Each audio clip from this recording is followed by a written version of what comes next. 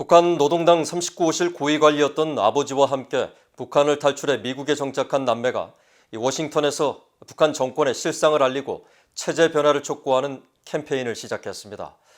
이들은 북한 엘리트 계층마저 위협하는 김정은 정권의 포갑성과 열악한 인권 실태를 유튜브를 통해 비판했는데, 자유민주주의와 시장경제를 대대적으로 전파하지 않고 북한 문제를 해결할 방법은 없다고 강조했습니다.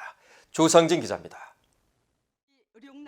북한 최고 대학으로 알려진 김일성 종합대를 졸업하고 중국에서 유학한 동생 이서연 씨와 평양 외국어학원에서 영어를 배우고 역시 중국에서 경제학을 전공한 오빠 이현승 씨. 이들은 북한 노동당의 외화 획득 기관인 39호실 고위 관리를 지낸 아버지를 따라 지난 2014년 10월 북한을 탈출해 미국 워싱턴에 정착했습니다.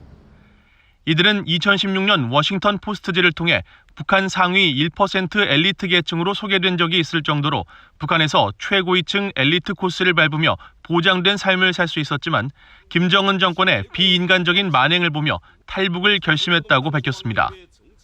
제가 중국에서 유학 생활을 하던 시절 4년 동안 이제 같이 방을 썼던 룸메이트이자 저의 가장 친한 친구가 눈앞에서 버해부 요원들에게 끌려가는 것을 목격하게 되었습니다. 제 친구가 또 그의 가족이 처참한 결말을 맞게 된 것을 접하게 되면서 그 사실을 믿을 수도 없었고 받아들이기가 참 어려웠습니다. 이현승 씨는 2002년부터 3년간 북한 인민군에 복무하면서 열악한 군대 환경을 보고 큰 충격을 받았다고 전했습니다. 전기가 부족해 부대원들이 자전거 페달로 발전기를 만들어 한국 드라마를 몰래 시청했고, 식량이 부족해 병사들이 하루 세 끼 먹기가 어려웠다는 것입니다. 남북 정상회담 후 한국에서 대규모로 지원된 식량은 주민들이 아니라 거의 모두 북한 군인들이 소비했다고 말했습니다.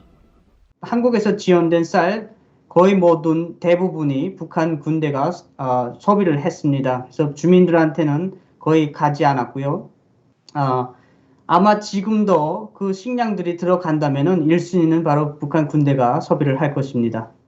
이현승 씨 남매는 국제사회의 많은 사람들이 북한에서 선전선동을 위해 포장한 단면밖에 볼 수 없다는 사실이 늘 안타까웠다고 말했습니다.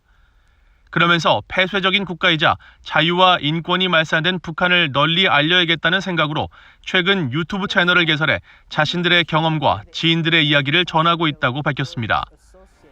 이현승 씨와 이서연 씨는 또 최근 치러진 미국 대통령 선거도 인상적으로 지켜봤다며, 여러 논란 속에서도 미국의 자유와 민주주의가 잘 실현되고 법치와 견제에 의해 갈등이 해결될 수 있는 나라라는 점을 깨닫게 됐다고 말했습니다. 그러면서 미국의 차기 행정부가 북한의 자유민주주의와 시장경제를 전파하고 북한 인권 문제 해결에 더 많은 관심을 기울여줄 것을 당부했습니다.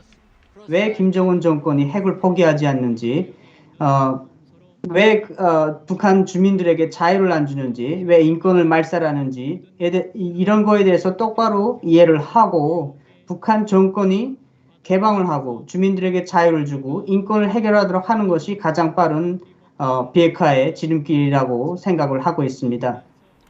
이서연 씨는 북한 주민들에게 북한의 잘못된 체제를 깨우치고 자유를 찾으려는 노력이 무엇보다 중요하다는 말을 꼭 전하고 싶다고 말했습니다. 지위고하를 막론하고 사실 북한에 사는 모든 사람들이 불안한 삶을 살거든요. 저는 그들이 북한의 잘못된 그런 체제의 속성을 들여다보고 깨우치고 그들도 자유 세계를 찾았으면 하는 그런 바람이 있습니다. 또 그들만 자유를 찾는 게 아니라 북한에 남아있는, 그러니까 북한의 동포들에게 자유를 찾아주는 그런 활동에도 적극 동참하길 바랍니다. 이들 남매는 북한 주민들이 알고 있는 것보다 훨씬 더 많은 비인간적인 만행들이 북한 정권 아래 저질러지고 있다면서, 북한 정권의 압제에서 벗어나기 위해서는 북한 주민들이 진실을 더 알고자 노력하고 스스로 깨우쳐야 한다고 호소했습니다. VOA 뉴스 조상진입니다.